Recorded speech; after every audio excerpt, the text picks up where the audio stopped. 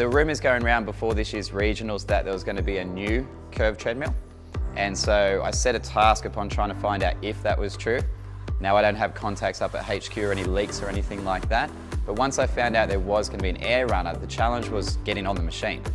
Because all the people that I worked with throughout the year, I need to give them little tips and pieces that how is this machine different to running in the real world? How is this machine different to what they've been training on for regionals? Now that was a challenge because there was none in the country. So the day before regionals, I managed to get on the air runner, literally the day before, and it was just a breath of fresh air. Now all the athletes that got on it were the same. They got on the treadmill and all of a sudden their panic just settled. They probably got better sleep that night because the treadmill was actually a lot truer to how you run in the real world. Whereas the other curved treadmills around, there's about 4 that I know of.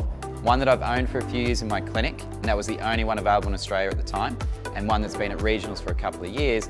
They're very different to running out in the real world. Now in saying that, and the reason I own one in the clinic, is that it's still better than running on a motorised treadmill. I'm very against look, if it's running and moving and not sitting on the couch, it's a good thing. But a motorised treadmill, you just got to pick your feet up and keep with the speed. Now with the curved treadmill, you've got to generate your own speed and power, which is awesome. But on one of the other ones in particular, it's a really steep curve at the front of the treadmill, and it really just brings in those calves because they start loading so much earlier. Every step times thousands. And once the calves start to go, the stress goes to somewhere else, whether it be the shins, the knees, the Achilles, all the things I then get to treat in my podiatry clinic.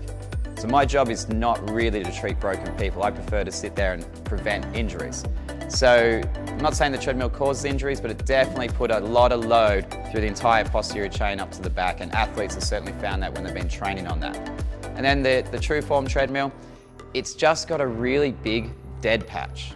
So if you're in what I call the sweet spot, you can move fairly efficiently on there, but that sweet spot is so small that if you drift too far forward, you're too fast, but if you drift anywhere back, you get this sluggish quicksand spot and you've got to try and chase yourself, your heart rate spikes, and then your whole plan for the workout can go out the window.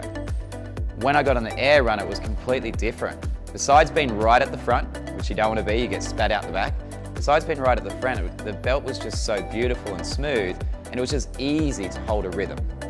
And so I personally got on there and just told all the athletes I worked with the game plan in respect to how I want them to attack the run in the workout, as opposed to the game plan on how to actually work the machine. And that's probably the biggest difference, is that if you can get on this machine and run how you would out in the real world, then you sit there and you don't have to overthink. Whereas if you've got to beat the machine because the machine's actually hard to run on, then that's another skill altogether. And it's not really testing your true fitness, it's testing how well you can be on that machine.